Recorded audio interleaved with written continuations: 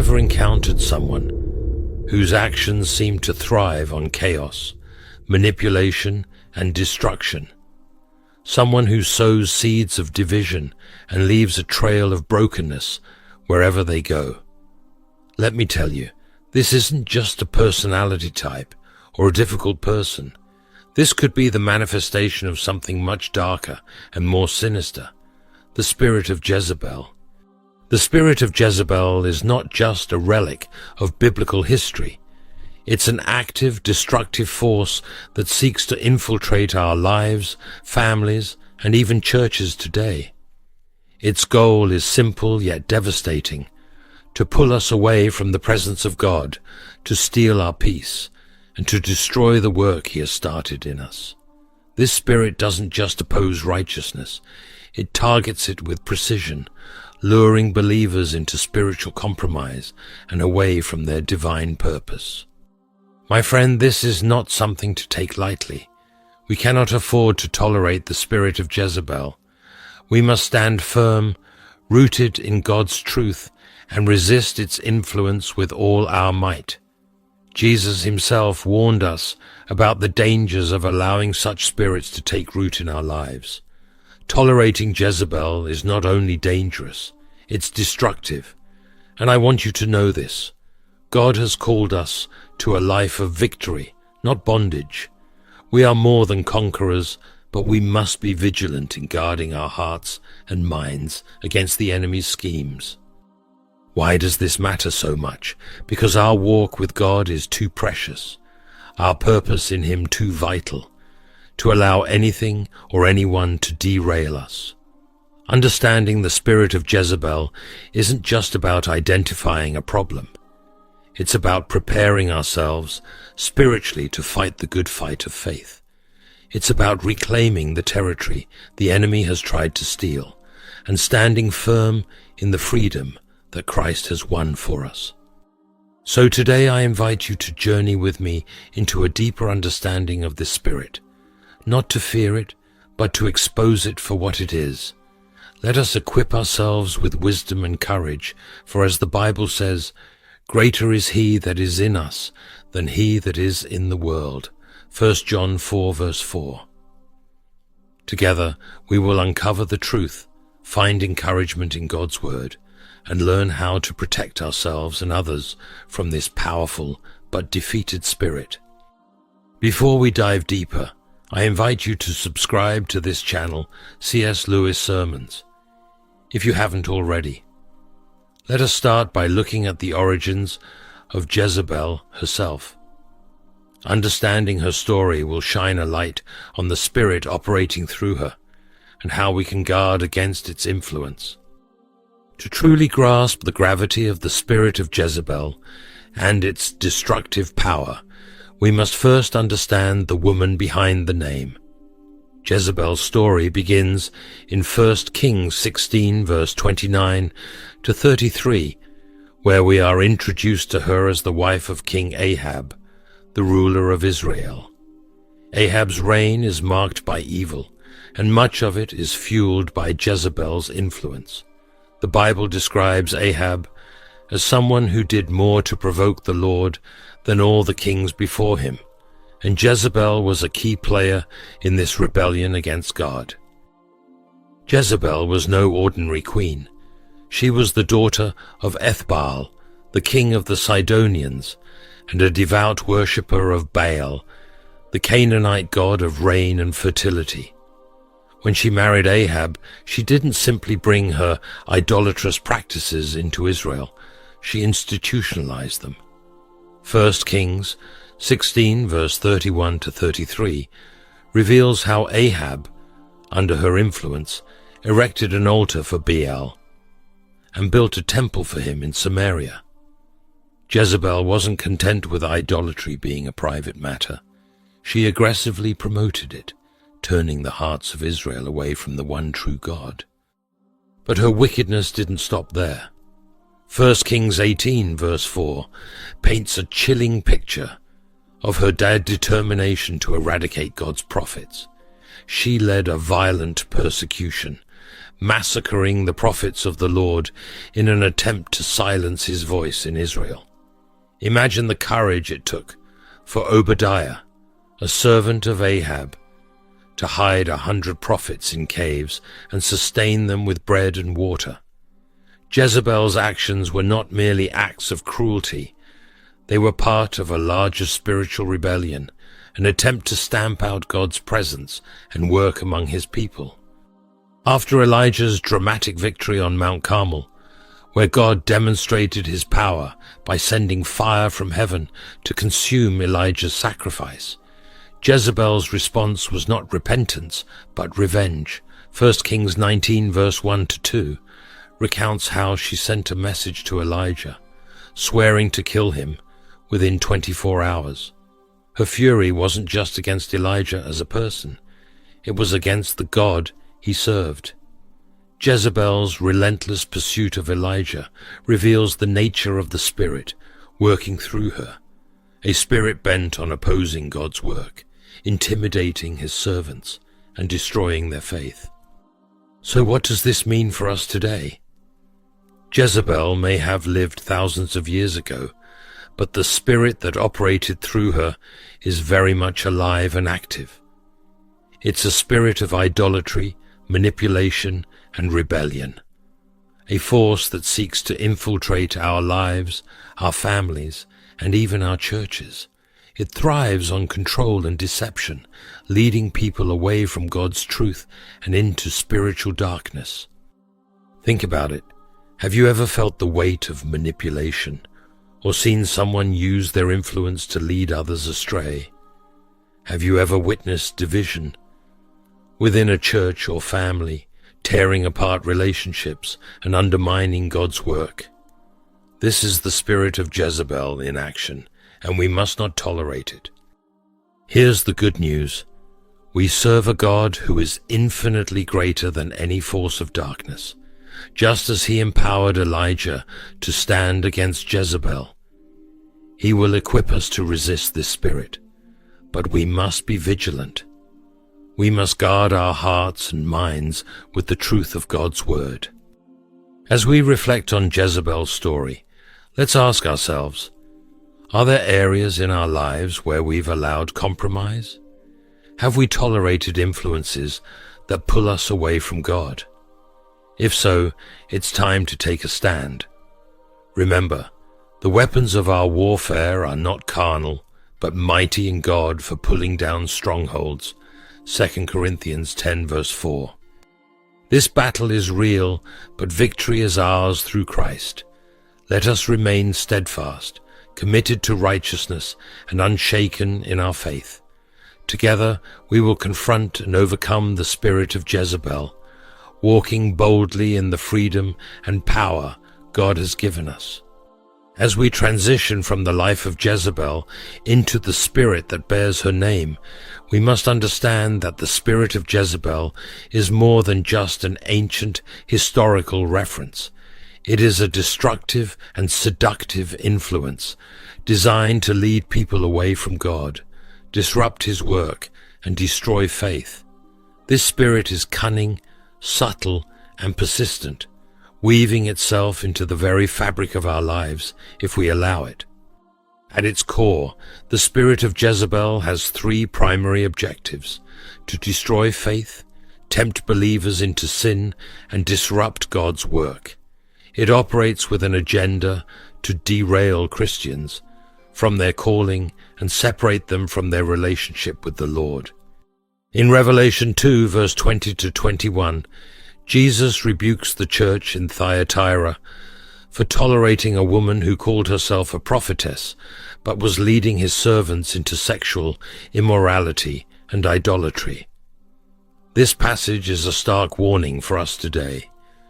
We cannot afford to tolerate this spirit in any form, whether in our personal lives, our families, or our churches. But how does this spirit operate? Its methods are as diverse as they are dangerous. The spirit of Jezebel is characterized by manipulation, seduction, and division. Seduction, in this sense, isn't always sexual. It can involve luring individuals with money, power, fame, or even subtle lies that seem harmless at first, just as Satan tempted Jesus in the wilderness. Matthew 4, verse 1. This spirit uses whatever it can to distract and weaken believers. It thrives on control, often targeting individuals who are vulnerable or unaware of its schemes. Consider this. Have you ever found yourself in a situation where someone's words or actions created confusion, division, or doubt? Have you ever seen a leader or influencer use their position to manipulate others for personal gain, or to promote ideas that go against God's word? These are modern manifestations of the spirit of Jezebel. It disguises itself as something appealing, but leaves devastation in its wake. This spirit's ultimate goal is spiritual destruction, and one of its greatest weapons is deception. It doesn't always announce itself loudly. Instead, it whispers lies, sows discord, and plants seeds of doubt. Jesus warned us about such tactics in Matthew 18, verse 7, where he said, "Woe to the world because of offenses. For offenses must come, but woe to that man by whom the offense comes." We must remain vigilant and grounded in truth to avoid being ensnared. So how do we combat this spirit? First, we need discernment. We must align ourselves with God's word, allowing the Holy Spirit to guide us. Regular prayer and scripture reading are essential to sharpening our spiritual senses. Hebrews 4 verse 12 reminds us that God's word is alive and powerful, able to expose even the deepest intentions of the heart. Second, we must rely on God's strength. We cannot fight this battle in our own power. Jesus himself resisted the devil by standing firm in God's truth, and we are called to do the same. When faced with temptation or manipulation, declare God's promises over your life and refuse to give the enemy a foothold. Finally, we must encourage one another. This is not a battle to fight alone. Surround yourself with fellow believers who will pray with you, support you, and hold you accountable. Together we can stand firm, knowing that God's power within us is far greater than any force of darkness we may face. My friend, I want to encourage you. Never underestimate the power of the spirit of Jezebel, but also never forget the unmatched power of our God. He has given us every tool we need to resist and overcome. If you felt the pull of manipulation, fear, or division, it's time to take a stand. Pray boldly, seek God's wisdom, and surround yourself with His truth. You are not alone in this battle, and through Christ, you have already been declared victorious. Stay steadfast, remain vigilant, and trust in the one who holds the victory. In our journey of faith, guarding against the spirit of Jezebel requires intentionality, wisdom, and a deep reliance on God's power. This isn't just a battle for your personal walk. It's a stand for the integrity of the church, your family, and your soul. Let's explore how we, as believers, can build spiritual defenses and live in a way that denies this destructive influence any foothold in our lives. The first and most critical step in guarding against the spirit of Jezebel is to commit wholeheartedly to righteousness. The Bible is clear. A life rooted in God's truth and holiness leaves no room for the schemes of the enemy. James 4 verse 7 commands us, "Submit yourselves then to God. Resist the devil and he will flee from you." Did you catch that? The power to resist begins with submission to God. When you actively pursue righteousness, you align your life with God's will. This isn't a one-time decision. It's a daily commitment to seek Him through prayer, study His word, and live in obedience to His commands. Imagine starting each day in prayer, asking God to fill you with His Spirit and guide your steps. By doing so, you're fortifying your heart against the lies and manipulations of the enemy. Righteousness is more than avoiding sin. It's about reflecting Christ in everything you do. It's about being a light in the darkness.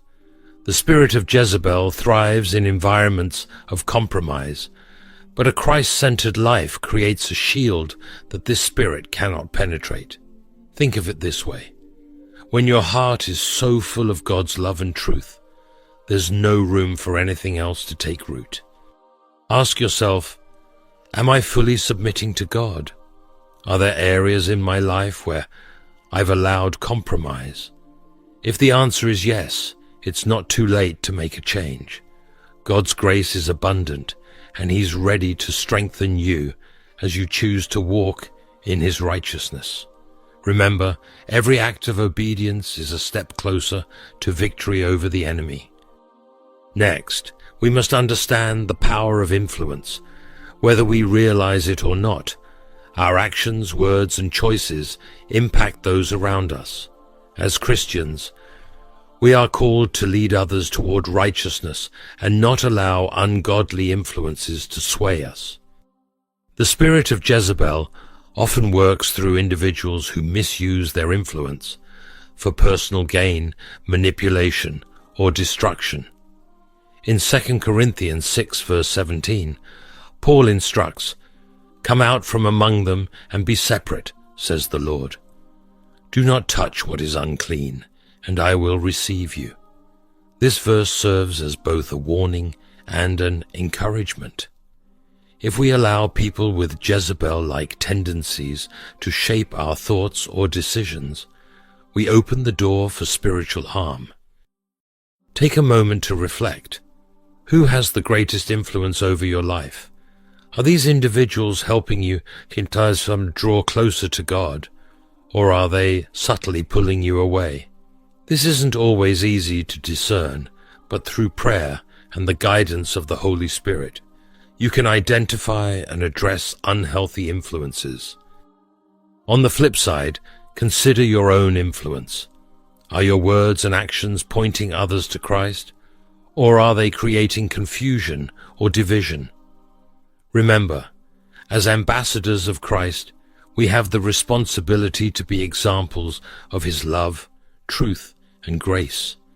Let's make a conscious effort to uplift, encourage, and lead others in a way that glorifies God. Perhaps one of the most challenging aspects of guarding against the spirit of Jezebel is the necessity to separate yourself from evil. The Bible doesn't mince words on this topic. In 1 Corinthians 5 verse 11, Paul writes, "But now I have written to you not to keep company with anyone named a brother who is sexually immoral or covetous, or an idolater or a reviler or a drunkard or an extortioner, not even to eat with such a person." This doesn't mean we're called to judge or condemn others. Rather, it's a reminder to prioritize our spiritual well-being. If you're closely connected to someone who embodies the characteristics of the spirit of Jezebel, someone manipulative, controlling, or rebellious against God, you must prayerfully consider how to distance yourself. This can be incredibly difficult, especially if the person is a family member or close friend. I want to acknowledge the emotional toll this may take. Separating yourself from toxic relationships doesn't mean you stop loving or praying for the individual. It means you're choosing to guard your faith and protect your relationship with God. If you're struggling with this decision, seek wise counsel from your pastor or a trusted spiritual mentor. They can provide guidance and support as you navigate these waters. Jesus Himself set the example for us in dealing with evil. He loved sinners but never compromised His mission or allowed sin to influence Him. He was compassionate but firm, always calling people to repentance and truth. You can do the same, extend love and grace, but stand firm in your commitment to God's standards. Let me speak directly to your heart. This battle may seem overwhelming, but you are not powerless. You serve a God who is greater than any scheme of the enemy. He has equipped you with everything you need to stand firm, resist the spirit of Jezebel, and walk in victory. If you felt the weight of manipulation, fear, or division in your life, I encourage you to bring it before God today. Lay it at His feet and trust that He will give you the wisdom and strength to overcome. You are not alone. You are part of a community of believers who are standing together in faith. Remember, the spirit of Jezebel thrives in darkness, but you are a child of the light. Let the truth of God's word guide your steps, and let His love fill your heart. Together, with His strength, we can overcome any obstacle and live in the fullness of His promises. Stay strong, my friend. The victory is already yours in Christ. Before we end, I want to invite you to join me in a fervent and heartfelt prayer. This prayer is not just words, it's a declaration, a plea, and an act of surrender to God.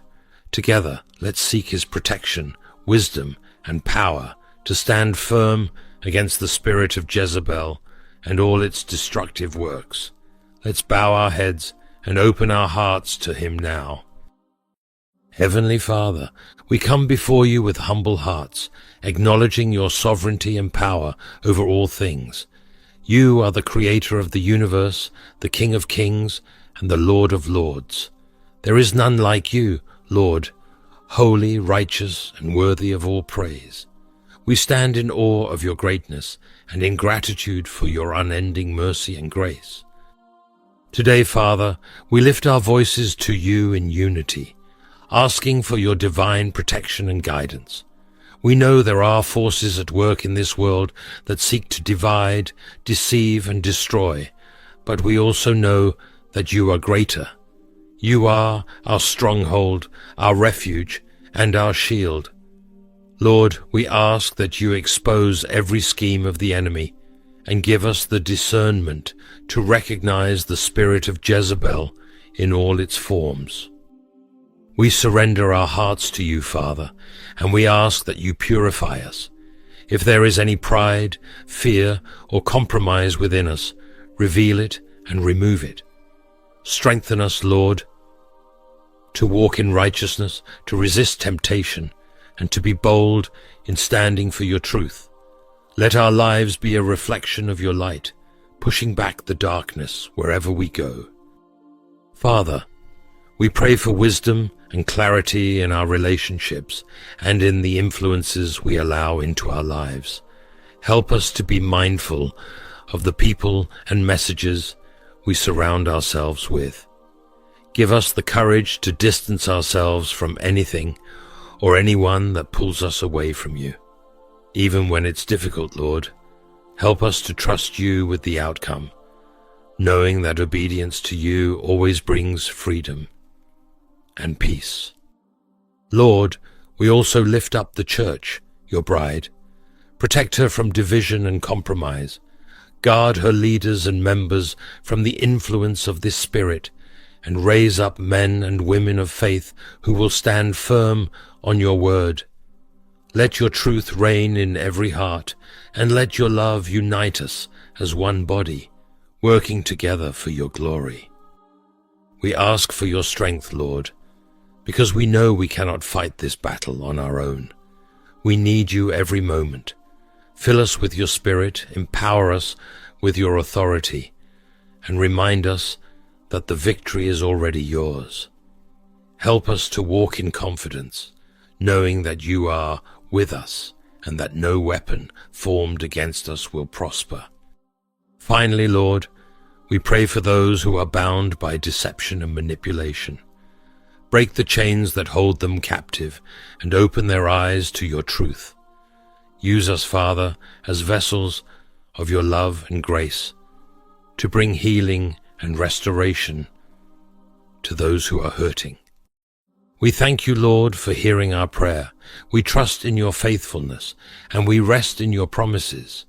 You are our hope, our strength, and our salvation. To you be all the glory, honor, and praise forever. In Jesus' mighty name we pray, Amen. If this message has stirred your heart and encouraged you in your walk with God, I warmly invite you to like this video, subscribe to the channel, and share it with someone who may need this truth in their life. Thank you for spending this time with me today. May God's peace, strength, and protection be with you always.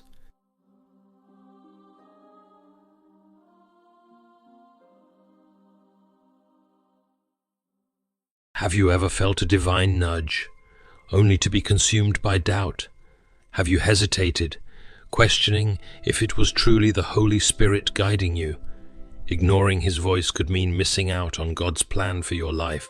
In this video, we reveal 3 critical signs that the Holy Spirit is speaking to you, signs you cannot afford to overlook. Watch closely and ensure you don't miss this life-changing message. The Holy Spirit desires to lead you, teach you, and keep you aligned with God's Word. His aim is to prevent you from going astray or being misled. To truly know God, you must first understand the Holy Spirit. The Holy Spirit is God, the third person of the Trinity, who eternally proceeds from the Father. He is co-equal with the Father and the Son, dwelling within every true believer, as C.E. Lewis once said in Mere Christianity, "A man who has the Holy Spirit in him will not simply be good. He will burn with a bright, steady flame." The Holy Spirit acts as a counselor or helper, guiding you in truth. He imparts gifts to believers, as seen in the life of Christ and His disciples, performing miracles such as healing the sick and raising the dead. First, it is crucial to understand that the Holy Spirit's voice is not limited to a still, small voice. He speaks in various ways. Psalm 29:4-5 says, "The voice of the Lord is powerful. The voice of the Lord is powerful. The voice of the Lord is full of majesty. The voice of the Lord breaks the sea." In The Problem of Pain, C.S. Lewis reflects on the ways God communicates through discomfort and challenges, suggesting that God whispers to us in our pleasures, speaks in our conscience, but shouts in our pensions, but shouts in our pains. It is His megaphone to rouse a deaf world. Similarly, the Holy Spirit uses various means to ensure His message is heard. In 1 Kings 19:12-13, the Bible describes, "And after the earthquake, a fire, but the Lord was not in the fire. And after the fire, a still small voice. And when Elijah heard it, he wrapped his face in his mantle, and went out, and stood in the entrance of the cave." God communicates in multiple ways, and understanding this helps us to be more attuned to His voice. So, how can you tell when the Holy Spirit is speaking to you? First, there is a sense of uneasiness in your spirit. This conviction, expressed through your conscience, acts as a stop sign from the Holy Spirit. It's His way of telling you to halt a particular action. Acts 16:6-7 says, "Now when they had gone through Phrygia and the region of Galatia, they were forbidden by the Holy Spirit to preach the word in Asia." Paul and his companions were prevented by the Holy Spirit from preaching in Asia. Why? Perhaps to protect them from unseen dangers, or for reasons known only to God. They experienced a check in their spirits. Ignoring such a check could lead to unforeseen consequences. Imagine watching this video and feeling an uneasiness about a plan today. This may be the Holy Spirit trying to get your attention. It could also be a strong conviction that something isn't right. These promptings might be the Holy Spirit warning you of impending danger. Many people have ignored such feelings, thinking it was mere fear, only to face dire consequences. One major sign the Holy Spirit uses is the absence of peace. C.S. Lewis insightfully stated in the Screwtape Letters that the peace which God gives is not peace from trouble, but peace in trouble. The peace in trouble, the peace the Holy Spirit provides anchors us and its absence signals that something may be wrong. As a believer, the Holy Spirit dwells within you. If you sense uneasiness about a business deal, travel plan, or meeting, it may be God's way of alerting you. Don't ignore this sign. It's the Holy Spirit trying to communicate with you. Imagine the scenarios where you felt something was off. That business deal that seemed perfect on paper, but gave you an inexplicable feeling of dread, or that trip you were excited about, but suddenly felt uneasy about. These are moments to stop and seek God's guidance. The Holy Spirit uses these feelings to protect us and guide us towards His will. When peace is absent, it's a clear sign that the Holy Spirit is trying to communicate. It's His way of saying, hold on, something isn't right here. It's crucial to listen to these promptings, no matter how subtle they may seem. The absence of peace can manifest in various ways. A sudden sense of dread, a feeling of anxiety, or a strong urge to reconsider your actions. These are not mere coincidences or random emotions. They are deliberate signals from the Holy Spirit. He withdraws peace to get our attention, to steer us away from potential harm or poor decision. Reflect on past experiences where ignoring such feelings led to negative outcomes. Many have stories of ignoring that inner voice and facing the consequences. It's in these moments of unease that the Holy Spirit is most vocal. The uneasiness you feel is not to be dismissed lightly. It is a divine nudge, urging you to pause, reflect, and seek God's will. The number 2 is through dreams. Dreams are so common that many Christians have grown up not respecting them as a valid method of God's leading.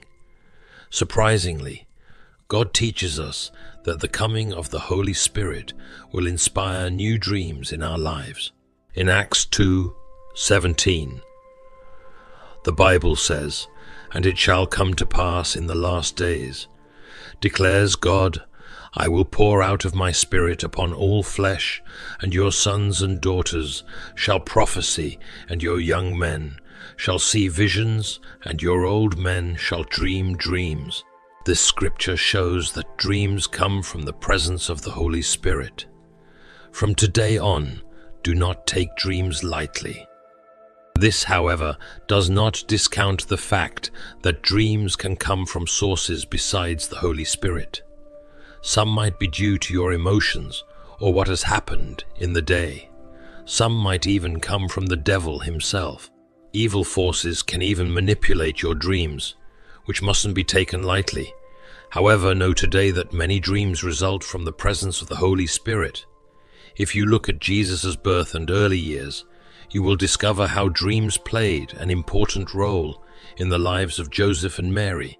The dream led Joseph to stick to Mary, even though she was found to be pregnant before they got married.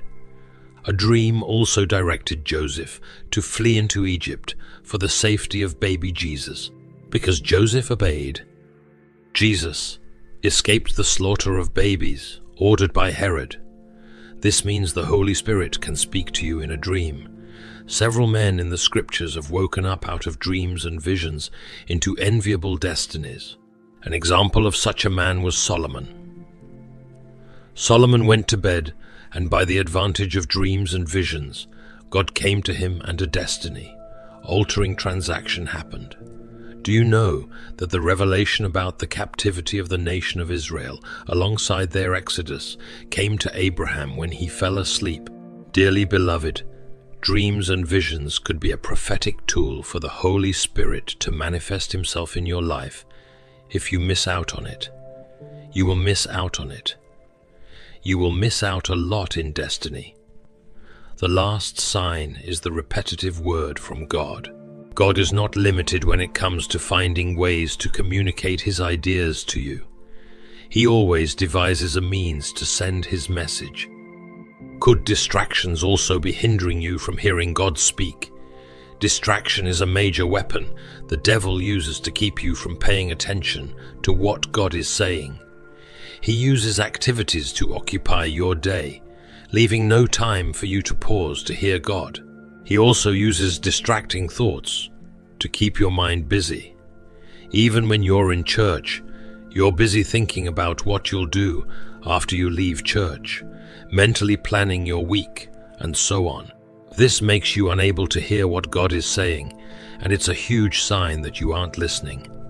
When you notice that you hardly spend time waiting and listening in God's presence to hear His voice, it's a sign that you have not been listening to Him, which is why you can't hear Him. That's why you keep falling for every deceiver who comes your way. Let us bow our heads in prayer. Almighty and eternal God, Creator of the heavens and the earth, Sustainer of life, and Giver of all good things, we come before you with hearts full of praise and thanksgiving. Your love endures forever, and your mercies are new every morning. We are grateful for your continuous presence and guidance in our lives. We thank you, Lord, for the precious gift of the Holy Spirit who comforts us, guides us, and fills us with your divine wisdom. Father, we seek your forgiveness for the times we have strayed from your path and ignored the gentle whisper of your Holy Spirit. We acknowledge our sins and shortcomings, confessing them before you with a repentant heart. We ask for your forgiveness as we forgive those who have wronged us. In the powerful name of Jesus, we declare freedom from all bitterness and resentment that may have taken root in our hearts. We rebuke confusion, the chaos of this world, and anything that seeks to distract us from your divine guidance. Holy Spirit, teach us to recognize your promptings and lead us closer to God's will. Lord, we ask for an outpouring of your wisdom and discernment in our lives. Fill us with your Holy Spirit so that our decisions may align with the kingdom of God. Open our eyes to the doors you are opening for us, and grant us the courage to step through them with faith and trust in your plan. Father God, we humbly ask for your blessings in every aspect of our lives. We are ready to hear from you. As young Samuel responded to your call, we echo his words today. Speak, Lord, thy servant hears. We rest in your presence, staying still before you to hear your voice. We wait patiently for your direction before making decisions, knowing that your wisdom far surpasses our understanding. Make us sensitive to your voice, so we will not mistake it for the many other voices around us. Our intimacy with you will make your voice distinct beyond any doubt in our ears. Father, remove the distractions that keep us from spending time with you. Help us to declutter our minds, making them clear to receive your word when it comes. Grant us the grace to meditate on your word so that we will know your will. We obtain grace to remain in your presence until we are certain that what we are about to do is your perfect will for us. We command every spirit of fear, anxiety, and doubt that hinders our total surrender to the Holy Spirit to leave us. We pray for complete healing in our lives, physical, emotional, and spiritual, Cover us, Lord, with your divine protection as we journey through this life. We thirst for more of your presence. Let your presence always abide with us, empowering us to do great exploits for you. Lord, we pray for sound wisdom from you. You are the Prince of Peace, and we receive your peace in our lives. For those who have yet to recognize your voice, Father, stir a hunger for your word and a thirst for righteousness in their hearts. Surround them with divine encounters that will draw them closer to you. Lord, we are grateful for your divine healing and steadfast protection over our lives. Thank you, Lord, for hearing and answering our prayer in the mighty name of Jesus. Amen.